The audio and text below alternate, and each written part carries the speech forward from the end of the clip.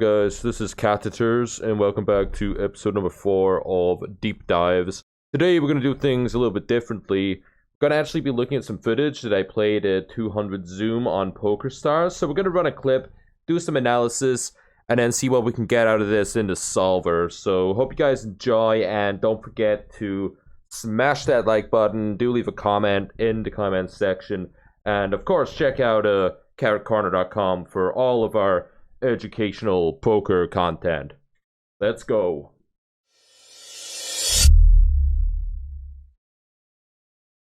Okay, so this first hand of 2 today features a rather dubious bluff catch that I made in a 3-bet pot, blind versus blind, again at 200 zoom. This is a spot that I think can be played in quite an unbalanced way by many people in the population, and of course whenever you make a play that's not solver recommended, shall we say, it's very easy just to excuse it by being like, it was an exploit. But I do think I've got some exploitative grounds for the kind of hero call down that you're about to witness. Let's take a look at the hand. A few weaker players in the pool, a few good players. King Jack just going to be a really standard call against a 3-bet here. Flopping the gut shot with the nut flush draw. I think against half pot you can do a little bit of raise here. I'm going to roll in 20% raise. Just calling this time. That's a guess, by the way, at the frequency. I don't know exactly what's right. In this spot, actually, because we're blind versus blind, we're going to have a lot more showdown value than normal. So I think this hand can call again on the turn. We are ahead of a lot of bluffs here still. There's some like Jack 9 off. There's some like Jack 8, Jack 5 suited, stuff like this. I don't think we fold a gutter to the nuts here. I don't think villain bets King Queen on this node. And with King Jack on the river, this gets pretty interesting. I think I'm going to call here. 3 deuce off. Interesting. I felt like it could be an overbluff spot if villain was losing control on the turn with the barrels there. So yeah, really, really weird one, as you saw from the clip there. Was not expecting that showdown, but I think it really does just stress the point further that it's quite easy to end up overbluffing if at any street, at any juncture, you're a maniac in this really wide range composition. So what I want to do is take a look in the solver, see what it thinks about the turn call. I'm a little bit intrigued about that. I think it's probably okay, but I'm not sure. And then the river call, in theory, yeah, I don't know, man. I feel like our blockers are quite negative. It might not be recommended, but let's see. Alright, here is the flop situation. So right off the bat, the first thing to note about these spots is that the 3-bet range from the big blind is incredibly polarized. That's because when big blind has hands like Queen 9 suited, Queen 10 suited, Ace 10 off, Ace 8 suited, Ace 3 suited, King 7 suited, Queen 8 suited, etc., they want to call. Calling is higher EV. They want to always see the flop, they want to play in position, and they want to have decent equity against what's going to be a really wide opening range, and having position to help you realize that equity and turn it into EV. Essentially, all of that means that calling is just a bit too juicy with hands in this central belt for villain, these somewhat moderate, mediocre equity hands, and therefore it really behooves villain to build the 3-bet range around really good stuff, obviously the very high EV stuff like aces, kings, queens, jacks, etc. And then, of course, some bluffs that are just going to miss many flops and have absolute crap, for lack of a better word. So the in-position range here does contain some really bad hands here in orange that have completely whiffed, that are just super terrible, and then some monstrous hands in green. There are some good hands in yellow here and some medium hands in orange here that are going to be checking at a high frequency when you're playing a half-pot c-bet strategy. But even a hand like queens can make a thin value bet here. Plenty of 10x, plenty of underpair is going to have to call at least once to half-pot. Even with hands as lousy as 7s and 9s, we're not actually making a pure fold here against this action. And of course, we're calling with all of the stuff that we really have the monopoly on, like the gut shot and the second pair. We're going to have a bit more of the second pair good kicker kind of stuff than villain is. We have a more condensed range. If we look at our range here, it's definitely going to be the more linear one with many orange hands here. We do have some terrible hands here as well, but what I'm going to do is go back to this node actually before villain's bet, because that gives you a better impression of what the equity is, and then the EV of this range is going to be even more kind of yellow and just mediocre. So definitely like a polarized against condensed spot where villain is going to be betting the more polarized range, and we're just going to be mostly playing call on the flop. As I said in game, you are allowed to raise here. King Jack of Hearts is actually only a 2% raise. I guess it has less good blockers in some sense. I don't really want to dive into the particulars of that. It really depends on how in position is uniquely building their c-bet range. And you can get lost in the weeds really easily on these occasions if you're the sort of person that's putting a great deal of effort into working out every single blocker phenomenon and every single street when you're looking at a sim. you may as well take up some other really boring hobby like collecting the crosswords out of newspapers and putting them on a board in your house, or maybe collecting marbles or train spotting and writing down the license plates of the cars that drive past. There's some horrible, nerdy, pointless activity like those. No offense to anyone that does those pastimes. So as we can see here, call and raise, both okay. We're mixing 20%. That would have been right if we had diamonds. Arbitrarily, it's not right if we had hearts, but who cares? Frequencies, schmequencies, am I right, guys? Yes, you know that I am. Turn was the 7 of diamonds. River was the king of spades. Let's look at how the rest of this hand played out. So 7 of diamonds turn, and of course we check to the big blind. And pretty classic strategy here, value betting, in position pure with hands like ace king, ace queen, ace jack, really normal stuff. What you'll note here on this ace high board is that villain doesn't actually have a ton of value bets on this node, mainly because they're going to be flatting the ace x suited here at equilibrium. If you run into someone with a more linear range here, who is just randomly 3-betting good hands and not bad ones and doesn't understand polarization, blind versus blind, then you're going to be doing way worse than you are against the GTO range if they then just sort of bet the turn without thinking too much. The point is that if you do have a properly constructed 3-bet range, which now becomes apparent our opponent didn't, but in the other direction of just being full of air, then you're going to have an easy time over bluffing the turn, but a really difficult time under bluffing the turn. And that's because it's really, really normal to just bet your ace king, ace queen, ace jack here, but it's not at all intuitive or easy to give up random air combos at this frequency. If you do decide to quote unquote double barrel, apply pressure, fire a second bet here, whatever you want to say, you're going to end up over bluffing really easily, especially for this big sizing, because even like your ace x, like your ace 6, your ace 4, don't really want to use a large bet here all that frequently. So yeah, it's much easier to over bluff in such spots than it is to under bluff, because there are multiple places where you can be over bluffing. If you do have a bluffing range pre-flop, then you can be over bluffing there by simply having a higher vertical frequency, that's the overall inclusion rate of these hands, than equilibrium. You can also bet the flop way more with air. You can range bet the flop, which is really easy done and makes your range far too weak. Then again on the turn, you can even over bluff there by betting at full frequency many of these really low EV bluffing hands. Basically, when you have to jump through more hoops to underbluff than you do to overbluff, the spot is on average going to be overbluffed. So villain goes for a B60 here. If we look at our king jack against this, we are supposed to fold with hearts, but whenever you see something like this, it would again be a big nerdy mistake to sit there and go, well, I should have known that if I had 2 hearts it's a fold, but I can call with spades and clubs. Clearly the diamonds is always going to be a call. Our hand does beat bluffs, like I think we said in the clip, which is good to note. It doesn't always in 3-bet pots when you have something like king jack high, like it very often won't beat any bluffs if you're in like a tight configuration and you're against the more linear range. That's one that's being built pre-flop from the top down. But when you're in a 3-bet pot blind versus blind against the more polarized range, you're going to have that showdown value. So it's not going to be too bad to call with king jack of hearts here. There's no way this is a blunder, so to speak, because whenever it's just a simple thing like the suits and the blockers being different on the turn, you can expect that it's a really small EV swing. As you can see here, it's less than 1/10 of a big blind. And that means that this is basically nothing. This gets overturned by the winds of variance very easily. As soon as someone's range is just slightly unbalanced, that's all going to go away. Lots of traditional poker content out there wants to, maybe not wants to, but is accidentally deluding you as to how the game works. You will hear people say things like, so we can call with spades or clubs here, but not hearts. How fascinating. That's not fascinating to me. That's really, really boring to me. It's really mundane. It's stupid. It's solvery. I don't care. What I actually really care about is how big is the swing in base EV and how easy would it be for things to be different in reality and in which direction. That's why you're here. That's why you're at Carrot Corner Poker Education, to learn what your true EV is, your actual EV in the hand, most likely is, not just this solver mumbo jumbo, splitting hairs, pedantic shit. You can call with king jack of hearts here. In fact, I think you should, because it's easier to overbluff than to underbluff on this node. So we do call again. River comes the king of spades. This is obviously a very high EV, well, high V-ish card for villain's range. I wouldn't say it's amazing when they're big blind, but it's going to be one of the better river cards because a lot of their bluffs do contain a king. On the turn, they're then going to get showdown value. They're going to check back.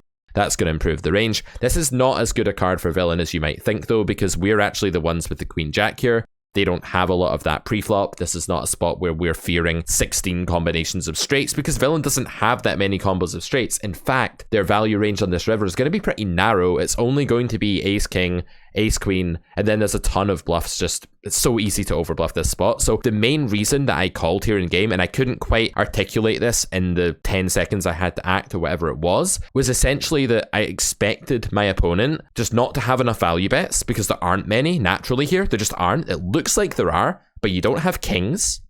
You don't have like king 10. You don't have ace 10 as played either. That's just a call pre-flop, and it doesn't bet turn big. Well, it probably does bet turn big, but it's just a call pre-flop. And I don't think that there's really sets. There's no fours, there's no sevens. Like, there's aces, I guess, that will check flop a lot if he's using half pot.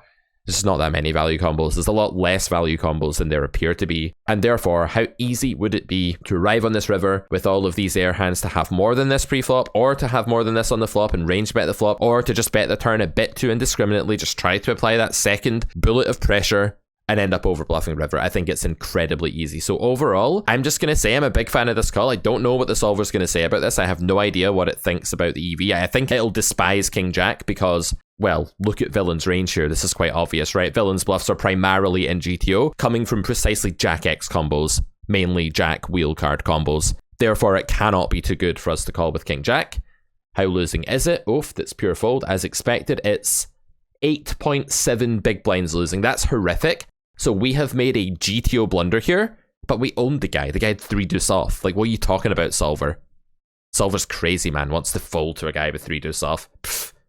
Yeah, as if. But no, the point here is, in all seriousness, the swings that come from exploiting pool, that even just like population, it doesn't even have to be a read. You hear people say, well, you need a really strong read to make this. No, you don't need a read on the individual. You don't need to like have gone to university with the chap and like have shared a dorm room with him and eaten dinner with him every night for the last year to suspect that he's overbluffing more often than underbluffing. You don't need that.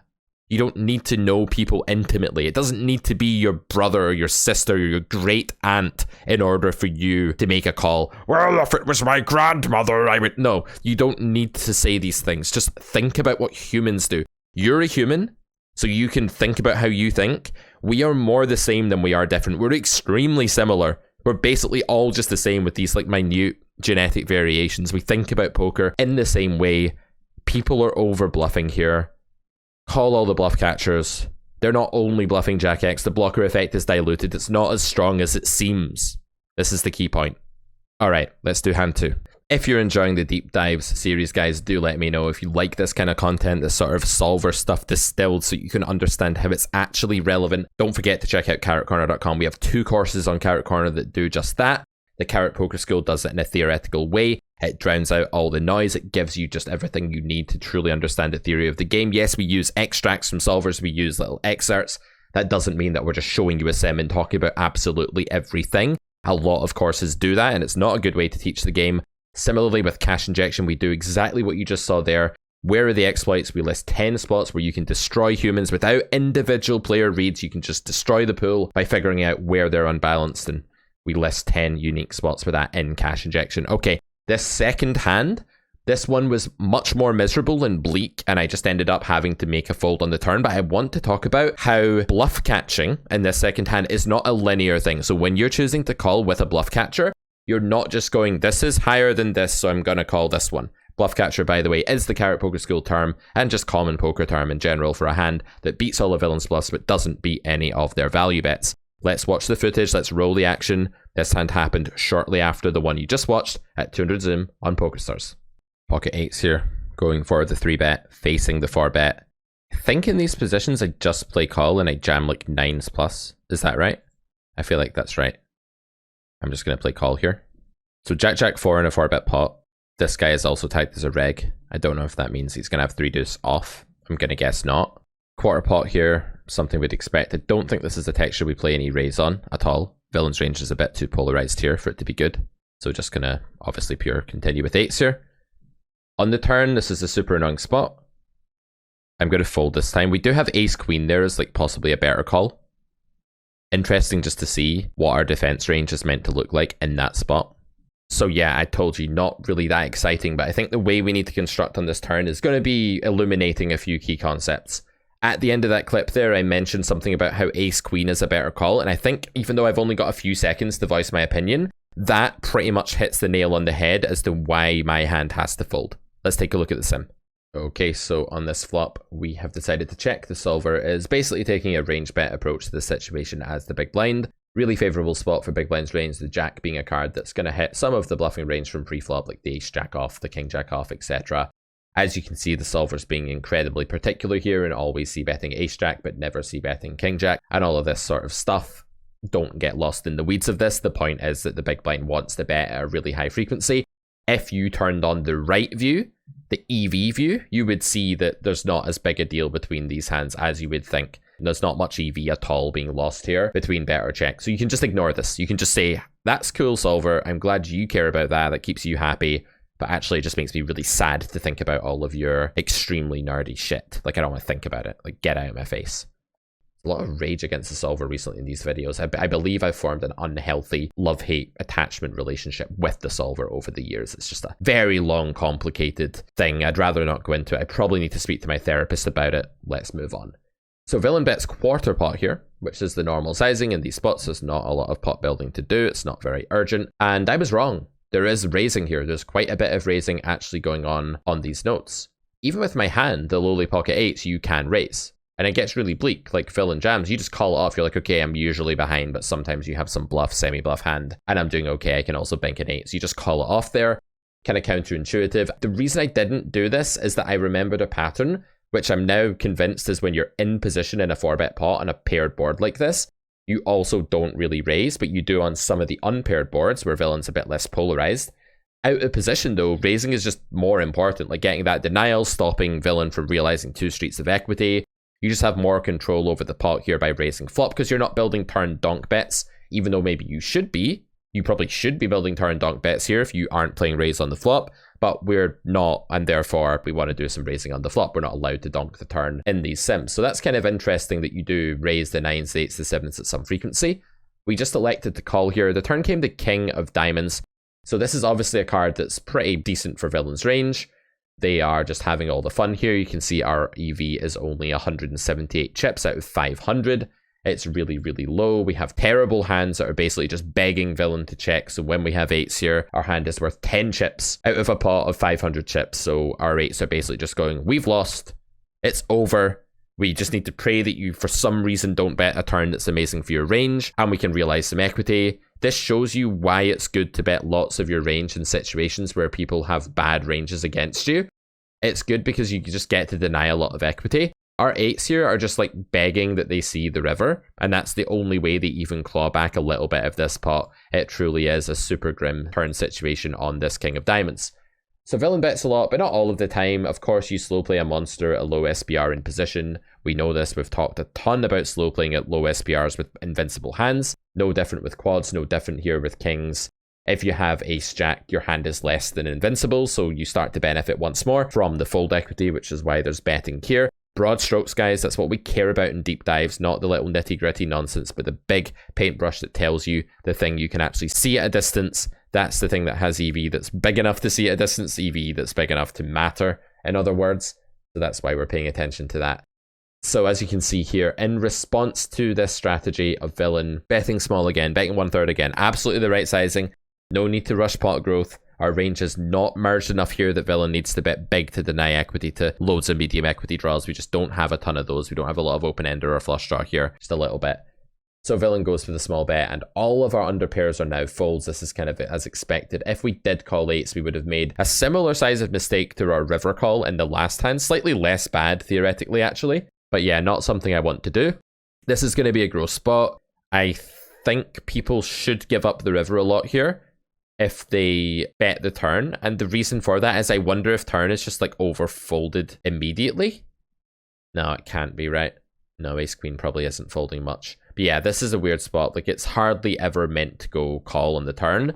If you look at this calling range, what happens on like a blank river, for example, say we do call and they jam the river, we have to call king queen and just fold ace. Yeah, we have to call ace queen sometimes. No, it's not going to be overfolded. Actually, it might even be underfolded. Interesting just to see sometimes what happens on the average river there. Most rivers are blanks, so kind of cool to look at that. So this illustrates another really important point. When you're bluff catching, it's obviously correct not to just see your hand as like better or worse than some other hand in your range. One mistake I've seen newer poker players make, and even some people that should know better, and even some people that teach the game, is that they'll say something like, we have better hands. We don't need to call ace queen because we have nines. This is entirely backwards. I hope you guys never think like that.